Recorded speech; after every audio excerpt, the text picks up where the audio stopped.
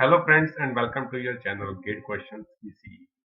So the next question that appeared in exam of GATE this year is question number 64.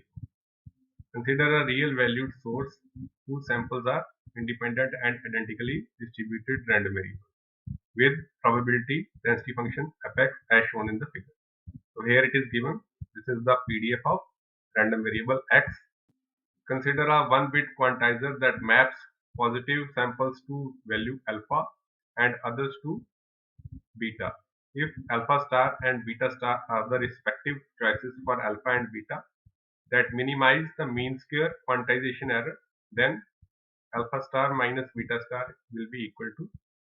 So we will have to find out alpha star minus beta star's value. So let's see how to solve this question. So firstly, let's write what is given in the question. So it is given that all positive samples are mapped to quantization level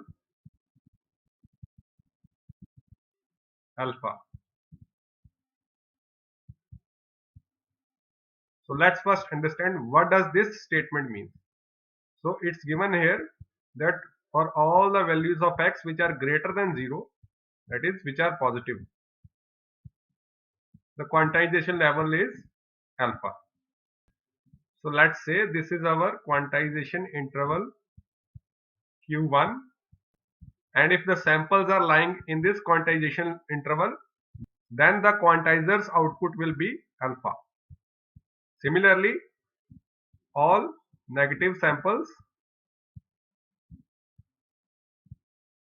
are mapped to quantization level beta. So let's say this interval where sample values are negative, let's say this interval is q2. So if the samples to the input of quantizer are negative, then the output of the quantizer will be beta. Let's mark these quantization level here in this diagram. So let's say here it is alpha, for this value it is beta. So these are the things that are mentioned in question, and it is asked to find out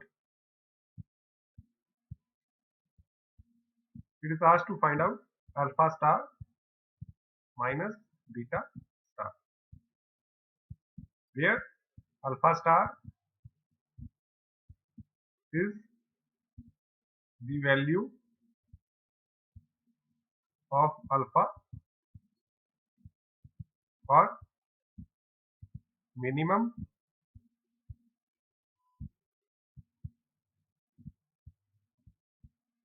mean square value of quantization error, and similarly beta star is the value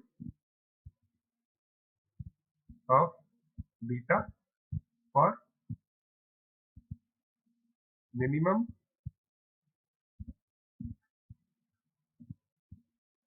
mean square value of quantization error. So now let's see how to calculate it. So firstly, let's see what is the quantization error. So quantization error q small e is the input of the quantizer, which is x, minus the output of the quantizer, which is quantization level xq. Also note here capital X is a continuous random variable and small xq is a discrete random variable. Suppose capital QE has sample value small qe and capital X has sample value small x and capital XQ has sample value XQ. Also from this PDF we can see that X is a continuous random variable which can take values from -2 to 1. Similarly XQ is a discrete random variable which can take values from the set alpha and beta. So let's see what is the mean square value of quantization error. So that is nothing but the expectation of QE square. And since QE is x minus xq, so putting its value here, it will be equal to expectation of x minus xq whole square. So this will be equal to integration minus infinity to plus infinity sample value of capital X, which is small x, minus sample value of capital X cube, which is small x cube whole square, times the PDF of x dx. We will see what this expression is on the next page. So on the previous page we saw the mean square value of QE is integration minus infinity to plus infinity x minus x cube whole square f x of x dx. So breaking this into our intervals, we can write it is integration over interval q1 x minus the quantization level of interval q1 is alpha whole square fx x dx plus integration over interval q2. Second quantization interval is q2. We have to integrate over this x minus. So next quantization level in interval q2 is beta square fx of x dx. So this interval q1 is from 0 to 1 and this interval q2 is minus 2 to 1. So q1 belongs to 0 to 1 and q2 belongs to minus 2 to 0. So we will have to integrate this function from 0 to 1 and this function from minus 2 to 0. So this is the mean square value of quantization error.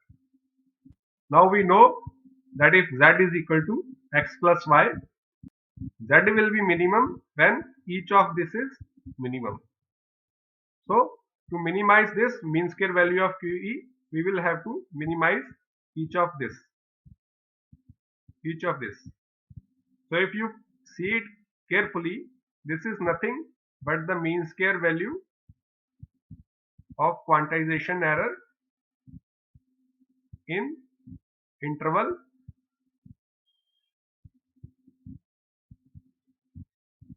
q1.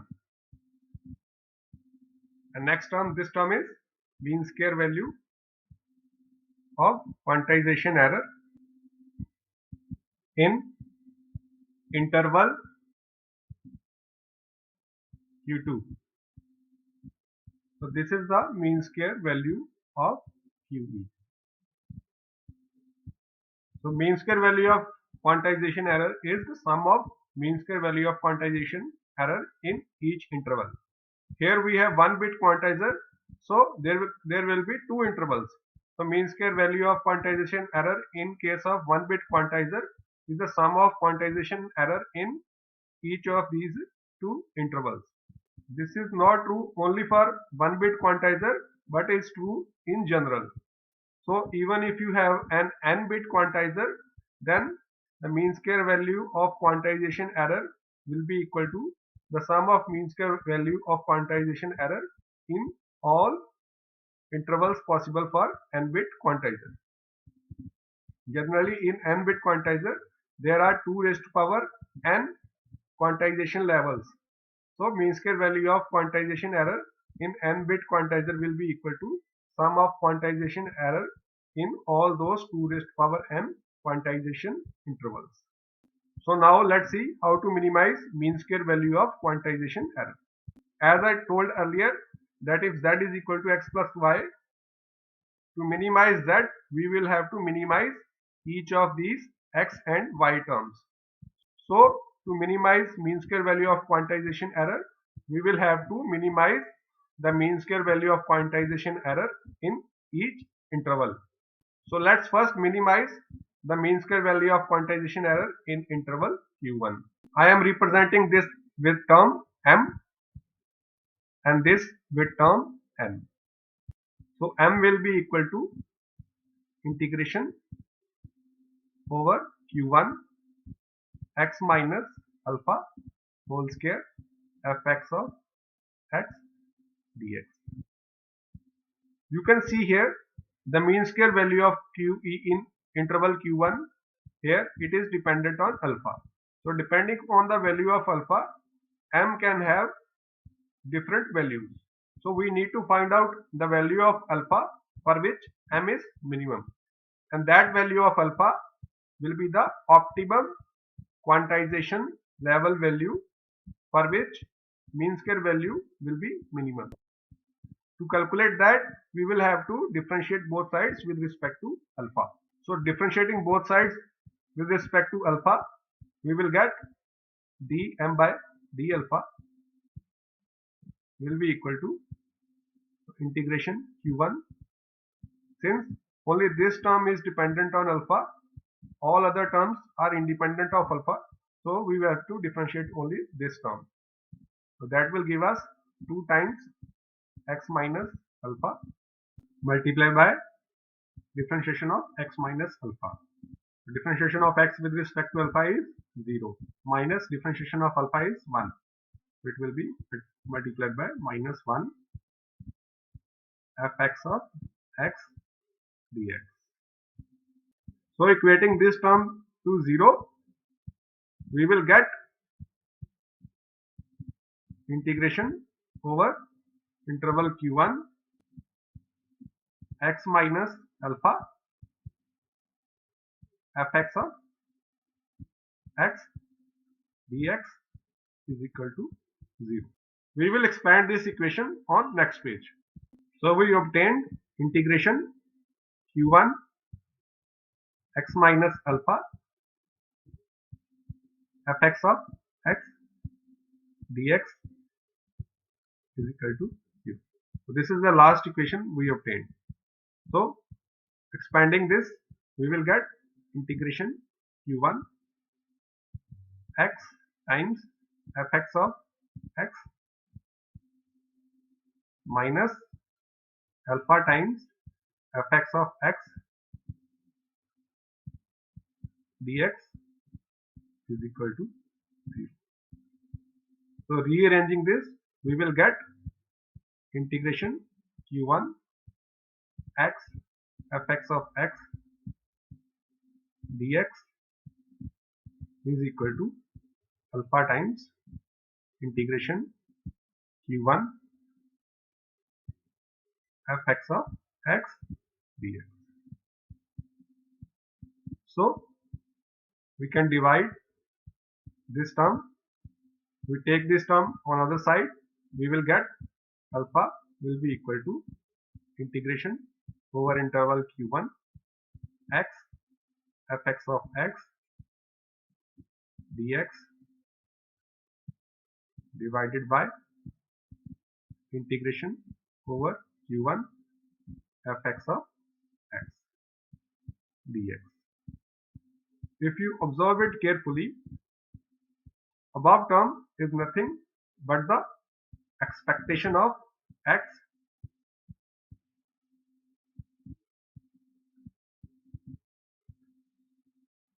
in interval q1, and below term is nothing but the probability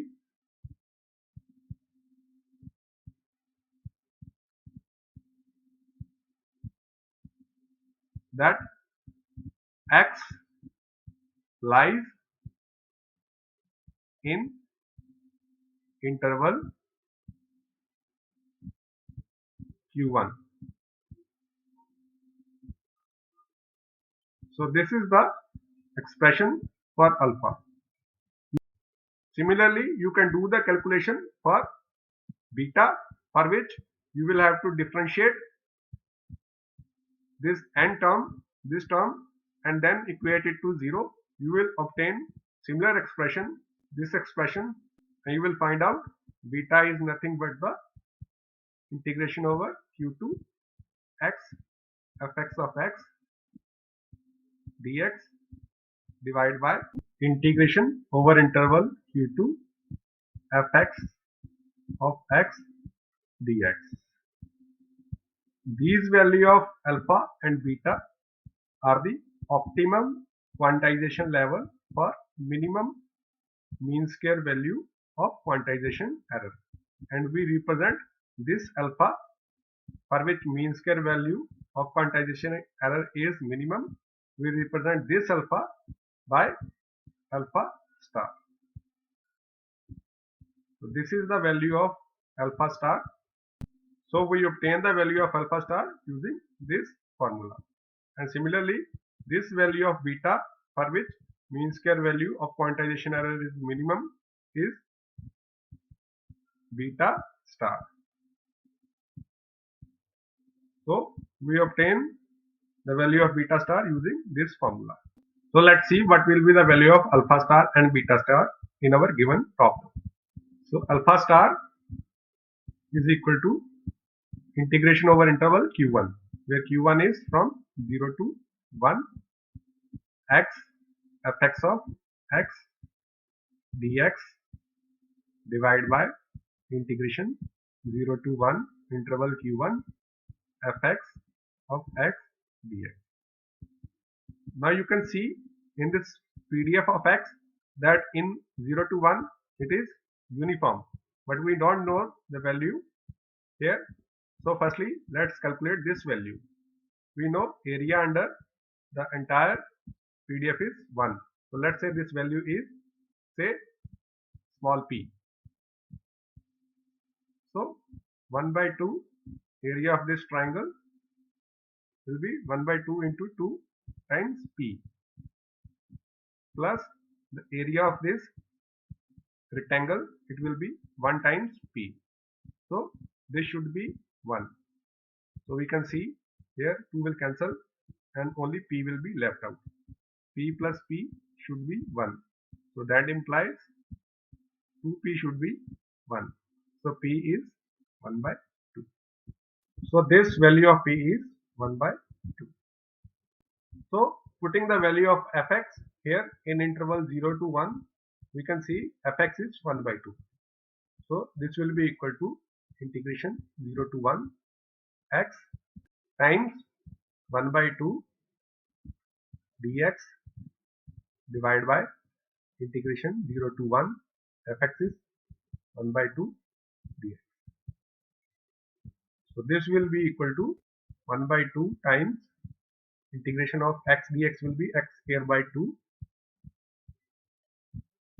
Lower limit will be 0, upper limit will be 1, divided by, this will be 1 by 2 times integration of dx will be x.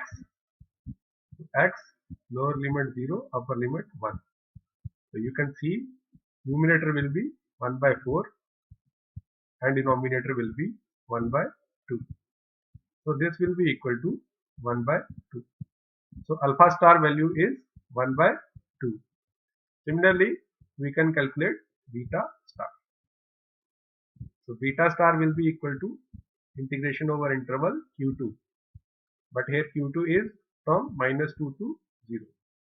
So from minus 2 to 0, x fx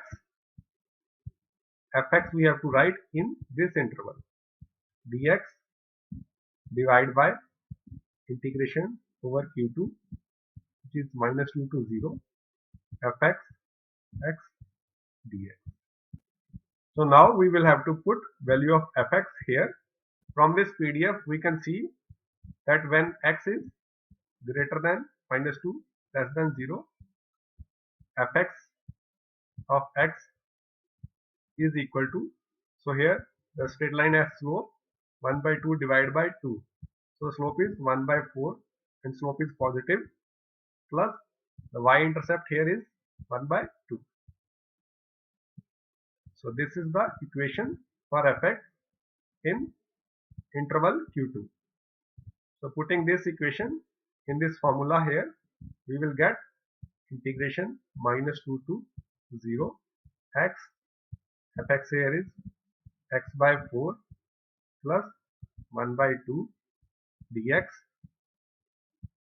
divided by integration -2 to 0 1 by 4 x plus 1 by 2 dx.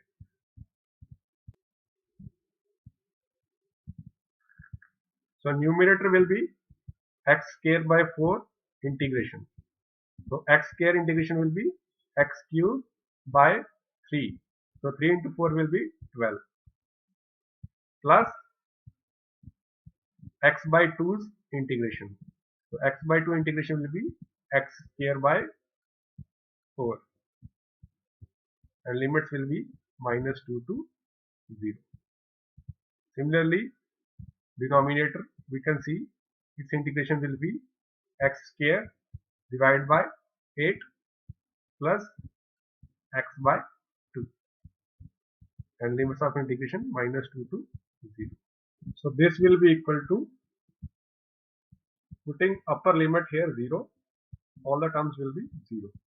So first term is 0 minus, putting lower limits here, so -2 cube will be -8 by 12. So -8 by 12 plus next term here you put -2. -2 square will be 4. 4 by 4 will be 1. Similarly for denominator, putting upper limit here, all terms will be 0.